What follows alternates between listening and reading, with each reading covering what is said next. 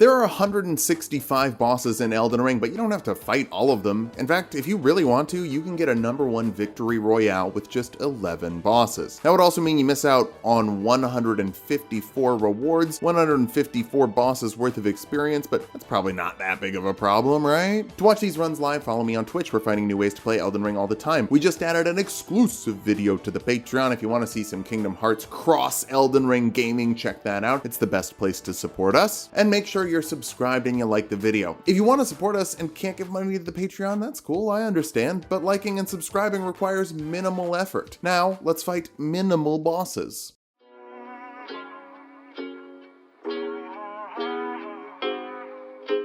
We're starting things off as a samurai. I'm not totally sure how I'm going to do this. Normally I plan these runs out a little more, but confession time, this challenge was inspired by me having absolutely no spare time this month. Standard start, Cowabunga. Obviously I could beat the Crafted Scion, I just don't want to because it's an extra boss. Limgrave crafting kit and a wet blade. I'm building an idea, and that idea is picking up different Ashes of War to switch up the damage types that are best for each boss. Biggest issue we're gonna have this run is low level. The strength physic tier is basically 10 free levels for 3 minutes at a time. If you have a boss fight that lasts longer than 3 minutes, consult your local blacksmith for some weapon upgrades. And we'll save Alexander. Pretty much any build can benefit from a 15% damage boost, unless we're building a caster, but I don't think so!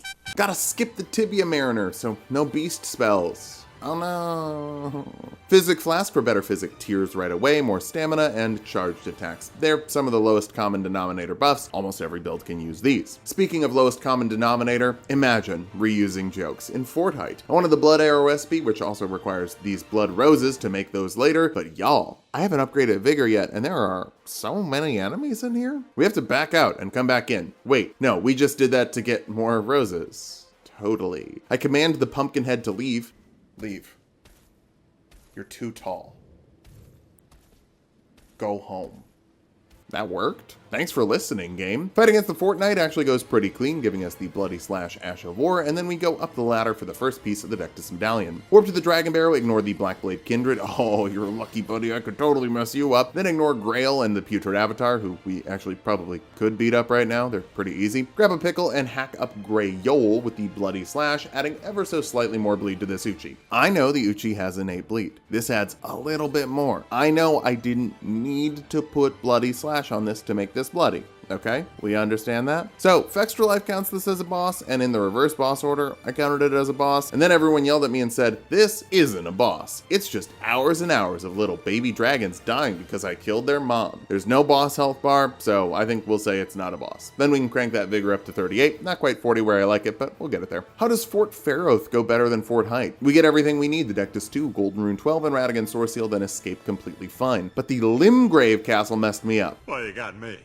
By all accounts, it doesn't make sense. Whatever, we'll get our second pickle and head into the Weeping Peninsula. Irina isn't a boss. She's just a woman with the rejection spell, so she can't really fight back and sort of just pushes us. Okay, yeah, I need her dead later. The merchant sells us some stones and we can hop up for the turtle shield that'll boost our stamina recovery while it hangs out on our back. Really here for the poison mist. It will make one of our 11 bosses totally free if we want to do that. Then a sacred tier, the faith tier for plus 10 faith if we need that later, and 2 more sacred tiers. Yummy, yummy. I'll be honest, I don't want this to be an Uchi run. The Uchi is fine, we've just used it before, so I want to mix it up. Let's ride down the impassable Great Bridge. Wait, impassable? You sure about that? Avoid the trebuchets and ride around the back. There's a beetle with some bat guards, but killing it gives us the Flaming Strike. It's one of the signature Ashes of War of the Redmane Knights, and it will be very helpful. You might think there's a lot more enemies here than there normally are, and you're right. We almost never come here when the castle isn't in party mode, but this is how it normally is. I'm just running around looking for the Pumpkin Man, but even without an upgraded weapon and basically level 1 stats, we're kind of taking these knights to school. After about 5 minutes of running around, we find the weapon of choice, the Flamberge. This is a sword that has innate bleed and scales better with dexterity than strength. He does exactly what I do, But better. So why use this instead of the Uchi? Well, since it's a great sword, it has more stance pressure, and it's a little longer and a little slower. Slower's bad, the rest is better. Briefest of detours to the Dragon Barrow. I should always remember to pick up these stones on the skull and get the sacred tier by Millicent. We can't save her because we'd have to beat O'Neill, so, you know, feel better, sweetie. Another sacred tier on our way into Lernia, and we can buy some more smithing stones, warp to the bridge, get the key for Lernia, and snipe the balloon. Look, I sniped the balloon. I don't know why that's so important to some of you, but okay, I sniped the balloon. Warp back to Raya Lucaria, and we'll dip in. Just a little bit. You gotta scoop past those Burger King wizards, grab a few stones, quit out before the marionettes can get me. They're really good at comboing together, but not as good as 5 dogs at the same time. Oh my god, this isn't a boss. This is harder. While we can't summon 5 goddamn dogs at the same time, we can grab some marionette archers that will help us out a bunch later. All this running is just getting our weapon ready for the first boss. Open worlds really let you do setup. The Raya Lucaria Crystal Cave is loaded with stones. Getting all of those stones mean that you're gonna fight all the miners unless you want them shooting you in the back. 2 of them can get beaten off a cliff, then we hit the bottom and have to walk all the way back up to the top. Since we can't fight the Crystallion, it's a boss. For more stones, we gotta head down Bellum Highway, scoop up another sacred tier to make our flask really potent early this run. The Runestrewn Oedipus is the best mother trucking level in the game by far, with enough smithing stone 4s to level you up to plus 12. It's also where we take our first death, but it's funny. I was trying to block the bat, but because of how the lock-on works, when I rolled to get around it, we just fell down. We can't fight the Magworm to get to Altus, but we have all the Dectus pieces anyway, so that's not an issue. First, I hit the Altus Tunnel for a Rune Arc and some smithing stone 5s. This is the reverse direction we normally run through the capital outskirts, which is why we get domed by a trebuchet. Yeah, go the other way, gamers. Seal Tunnel has the bell bearing we can grab for the rest of the smithing stone 3s we need, and I know there are some 5s in here. Thought it might be enough to level up to plus 15, but spoilers, it ain't. There is another gold foot, that's nice, and an abductor virgin on the ground. It isn't a boss, well, this one isn't, and it smashes a statue open to give us a few smithing stone 6s, which would be really nice if we didn't need 1 more 5 to get to plus 15. I know I'm getting grabbed a lot here, but its defenses are lowest when its tummy is open to grab, and we can live it with 40 vigor, so I just kind of risk it for the biscuit. Really, I don't fight these things that much, and I don't know their patterns. Let's go back to Castle Redmane. Because we touched an Altus Grace, this castle has no enemies in it. Where's everyone going? Bingo? Instead, it's loaded up with the homies. We summon everyone, get domed by an arrow because I didn't back up to start the melee phase early, which, fun fact, did you know, and this is super secret knowledge, nobody knows this. You can summon allies for the Radahn fight. Flaming Strike is very rad. You throw fire out in front of you, then you swing your sword through the fire to make it a fire sword. Everyone gangs up on this dude to break his stance, and then we just swing, showing why they call it the Flamberge. He summons some meteors after he lands, but we just have to do 1 charged attack after we reset the flame to get the win. First boss done, and believe it or not, that's half the run. The rest of these bosses are just gonna fly by. I wanted to be a cowboy, baby. I wanted to be a cowboy, baby. Before we bail on the Wailing Dunes, we chat with Alex in case we want to kill him later. Right outside the Impassable Great Bridge, we can grab the Dean Blade. Call me Craig. Sorry, the Craigblade, one of the best Ashes of War in the game, and it's totally free, just hanging out in the overworld on a beetle. I do want to do a little more prep, so we'll fight Nerd Juice. It's so fast. We fight Patches, but Don't kill him. and our Flamberge is too strong, so we'll hit him with the shield until he surrenders. Enemy Feld shows up on screen, but that's not true. We didn't get no runes. He's alive, he's fine, and we can buy some more pickles to make sure that we're getting as much experience as we can without the Golden Scarab, which we'd have to fight a boss for. To fight another boss, we need to speak to the 2 fingers, and it's gonna be a rough one. I have an idea that involves the abandoned cave, but too cheesy. Bail. We'll just grab the last smithing stone 5 we need on the way to the Tree Sentinel. We still won't be able to get into the capital until we kill the second shard bearer, but we might as well fight this dude early for a few more runes, because the next shard bearer we're gonna fight is a doozy. Quit out to de-aggro the golem archers, then load back in, ready to fight. I could have just poison misted this dude. That was the original plan, but that takes like 15 minutes, and I'm doing this specific run because I'm in a hurry. Craigblade, jump attack in, light attack, and 1 more charge attack to break the stance. Roll away from the fire, charge attack, jump attack, and 1 more to break the stance again. He's already in phase 2, and we get a big charge on that phase transition. Then jump attack to his horse's ass to break him again. Take a little hit from the shield swipe, then get a bleed, stance break, and finish it off with another stance break. Could have gotten the kukri to throw at the cliff or whatever. Did you know you could throw a kukri at the cliff? But this took less than a minute. I honestly think it would take him longer to just walk over to the cliff. Now, let's look up some lore on our next boss, Mohg, Lord of Blood. That's nasty. Little bit of prep. We're going to want a tier to make sure that we don't die during the phase transition. So sorry, Yura, you didn't help with Nerd Juice, but that's no reason for you to die. I need you to die so I can fight Eleonora. She's not a boss, but she has some annoying combos with her twin blade. After a bit of dancing, she drops the tier that stops us from getting deleted when Mohg says it's Mohgin time and starts Mohgin all over the place. While in Altus, let's fight a 3rd NPC, the Beast Man, using a festering finger we bought from Patches earlier and I forgot to mention. There are so many little whiffs in this fight I feel are like a total ripoff. Come on, money back on some of these. Still, make it out fine. I tell Vari that we killed the Beast Boy. He gives me a sheet. We can go back to Arena for some maiden blood. Wait. Where'd you go?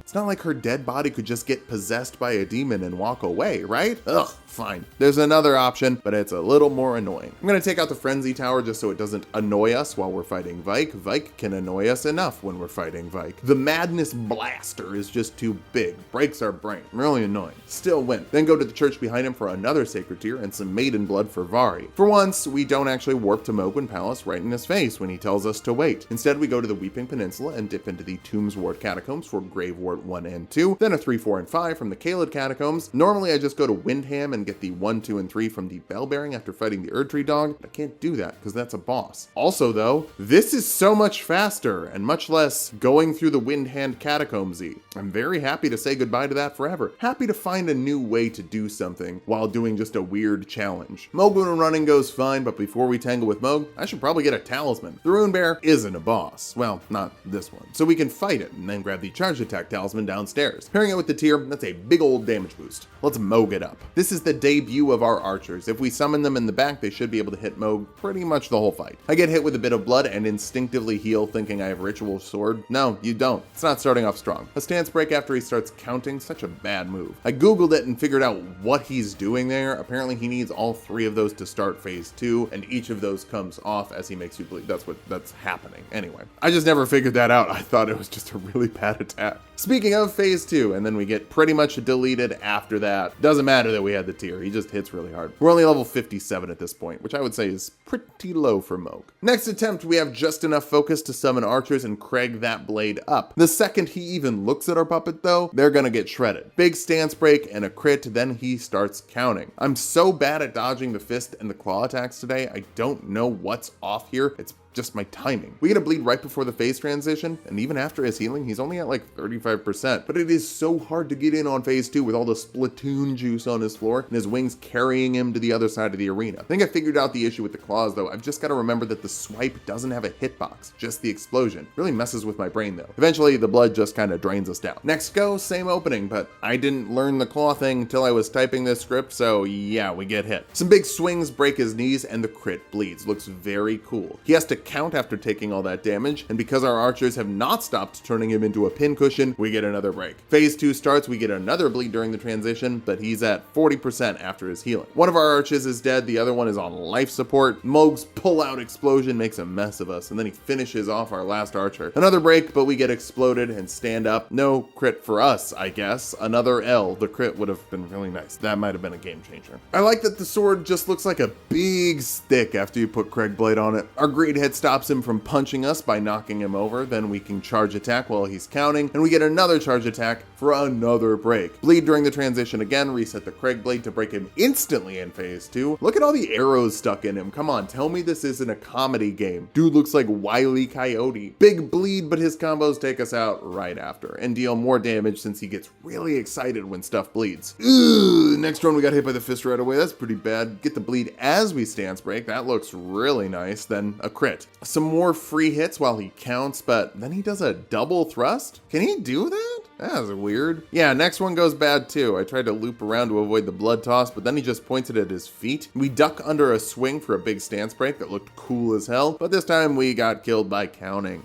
even though I've been dunking on it and exploiting that move in every fight. That's really embarrassing. There is no choice for third boss. We have to make this work. And this run, he looks at our archers, then we get him back on us. At least they didn't die. Hit by the fist again, but at least I dodged the claw. He double thrusts again. What is that? Stance break, and we're in phase 2. I reapply the Craigblade, then bleed and stance break right away. He started phase 2 at 60% health. That combo instantly turned it to 40. Archers get comboed to death, so now we're alone. I think the fist is one of the only moves you dodge away from in this game. At least it worked that time. Maybe that's not actually how you're supposed to dodge it. I'm not totally sure how to dodge the fist. We bleed, he breaks, so we can get in one more hit for the win. That's probably the hardest boss. The next 2 are gonna be so fast, they have to share a title. Check it out. All right. Not my real dad. Cool. All right. With 2 shard bearers down, let's storm the capital. Not like the insurrection. Like, poor choice of words. Hey, let's explain why those are the 2 shard bearers I chose. Chat seemed to be pretty confused about this. Every other shard bearer we could have fought has a boss in front of them. Margit blocks Godric. Red Wolf blocks Rennala, and the Godskin Noble blocks Rykard. I know you can hop around to the church to get to the Godskin Noble, but that's not a glitch. It's still a skip. We're doing this dev intended style. The Erdtree avatar isn't a boss. Well, this one isn't, and it drops the Lord's Rune worth 50k. That's pretty good. Grave Warden Duelist isn't a bot. Well, these 2 aren't. And the Ritual Shield Talisman is right behind them. That's pretty good too. Godfrey Shade time, I bring out the archers and activate Flame Strike. They go absolute gremlin mode on him, and he does not like it. Doesn't really matter though. We can hit him while he's distracted, break his stance, and hit him with the charged attacks as he stands up for the win. And our 3rd pocket, because we didn't fight Margit, and thus did not get that pocket. So cool. We only have 2 talismans though, so let's grab one quickly from the overworld. I decided on the turtle talisman. I've dunked on it before. Is stamina recovery really all that great? The answer is actually, yeah, it's pretty good, especially when you pair it with the turtle shield. Unfortunately, it makes us a little too heavy, so I'll just have to remember to invest in endurance later, and we're gonna fight Morgott with 2 talismans. Black Knife Assassin isn't a bot. Well, this one isn't. And it rewards us with nothing. I hope you're hungry.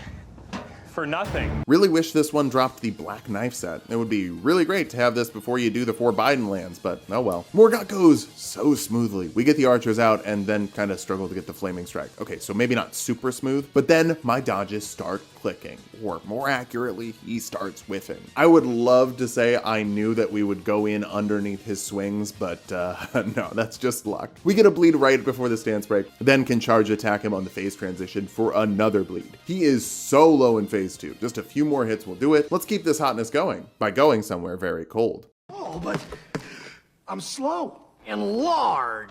And a dork. 4 Biden lands. Remember, minimum bosses is fine, but mandatory minimum sentencing is pretty messed up, especially for drug charges when those drugs are legal in a neighboring state and contributing to the taxes that fund the roads and schools. Mountaintops of the Giants gives us a Smithing Stone Bell Bearing 3. We ignore Realis because nobody wants to play with you, dude. Ouch, baby. Very ouch.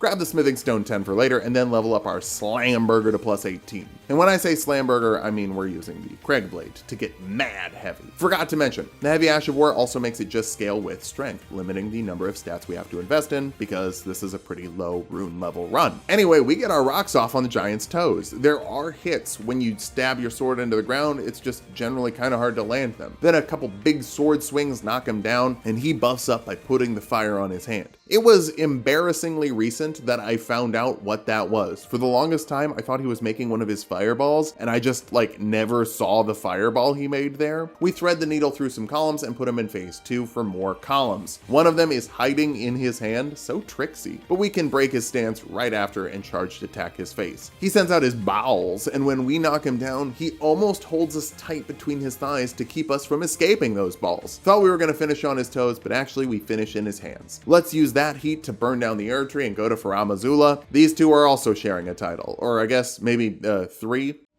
3 is a magic number.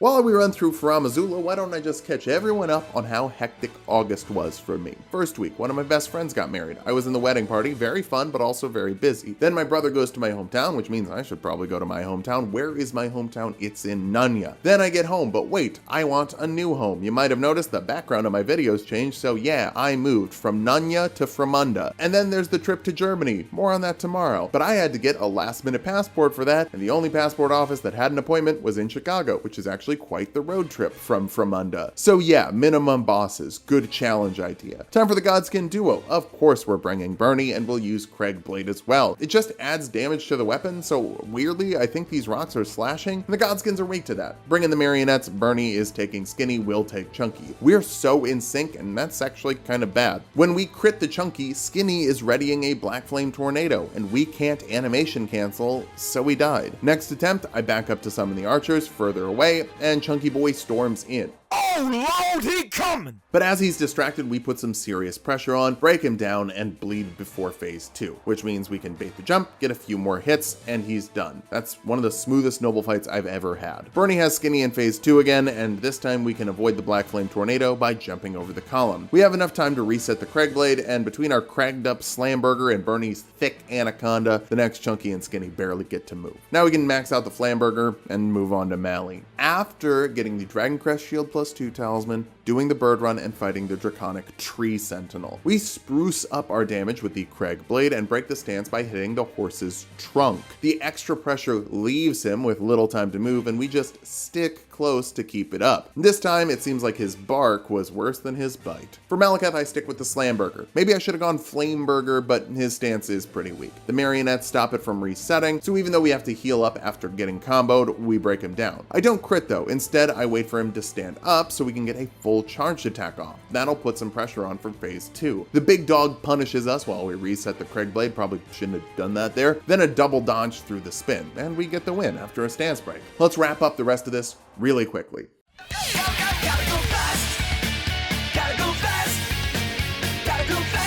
Okay, the title dunked on Gideon, but Gideon is either very free or very expensive. For safety, I grabbed the Crimson Medallion +2 for 8% more health, then I Craigblade and fully charge him twice as he's talking, and then I walk forward and press R1. We did take a bit of heat from his swords, but that is it. Just bonk him with the bonk stick. Didn't summon the archers because they kind of turn NPCs into Panera Bread, just endless rolls. Now I've heard of wife guys, but Godfrey might be the first ex-wife guy. We bring out the archers and try to crag it up, but Godfrey knocks us out of it. But it still took our magic, and we didn't get the rocks off. He deletes our archers while we're trying to get it going, and then we just kind of die. Didn't go great. His stamina isn't what it used to be, because after round 1, he needs a break to walk slowly. So out come the archers, we get the Slamberger activated, then get in and dodge everything. We're ducking under hits again. If I had a nickel for every time we ducked under hits in a really cool way in this specific arena this run, I'd have 2 nickels. It looks really cool though. Doesn't look as cool when I get hit by the fissure, and as I'm healing up, he is beating the hell out of our archers. One lives somehow, and he goes for phase 2. We make some big swings to get him low on stance. Jump attack does it, but we lose our rocks. 2 more charged attacks as he winds up the shockwave, a quick hit in between, and then a charged attack after he's done to break him down and get the win.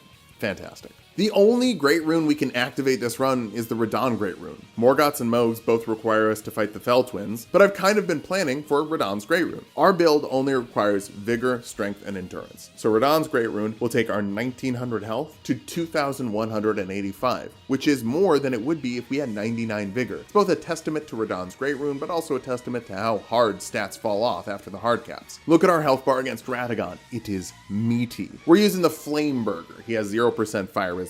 The archers confuse him really well, but I forgot he can parry into a grab after he parries someone else's attack. One of the marionettes gets killed, I get a stance break and should have gone for the flame strike instead of the crit. Oh well. Watch this death though. Corey maybe slow it down so people can see it. He's doing the hammer slammer, and my dodge would have worked if he aimed for me. But because he switches it to the archer at the last second, we're hitting the spillover AoE part that has a later hitbox than the direct hit.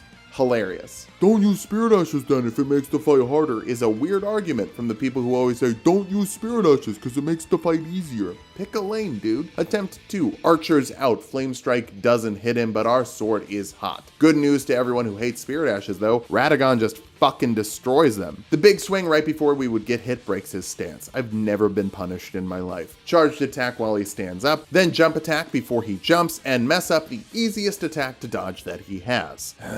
Kind of a bummer. Endure the hammer slammer, then break his stance, and we're on to the Elden Beast. Flame strike and a couple of fast R1s, then run to the butt for a charged attack. How is our archer still alive? Good lord. Avoid the rain, can't avoid the wave at this distance. Ouch. I don't get grabbed though, that's nice. Some melee attacks finish off our archer, but then we break the stance and get it to about half health. No ring yet? Dude, you're at half health. Do the ring. It just wanted to make it rain first. Big Explosion is easy to punish with charged attacks, get a few hits off while it sets up the rain, then ring around a Rosie. Elden Stars comes out while I'm running, but its stance is already weakened, so I greed in for the crit. When you crit, you're invincible for a little bit, so it's a safe strategy to save health from the Elden Stars. I have no idea why it's not doing triple rings and just going for melee attacks and rain, but I'm happy when God throws for content and makes the boss fight faster. We beat the minimum number of bosses with 11 bosses dead and only 10 deaths. It ends up being a bit ahead of Arcane only, and that makes sense. Obviously we couldn't get over leveled as hell, but I think this is a great showcase of weapons. Weapons are good. You don't need a million stats, just maybe 1 or 2. Then you can pump up your vigor and trade a little bit if you have to. Next month should chill out a bit. I've got some longer video ideas. Thanks again for all of your support, even if you just watch the videos. But you could subscribe. That would be free, and I'd appreciate that. I'd really appreciate it if you joined the Patreon. It's the best place for you to support us. Follow me on Twitch to watch these runs live. I should be streaming a bunch in September.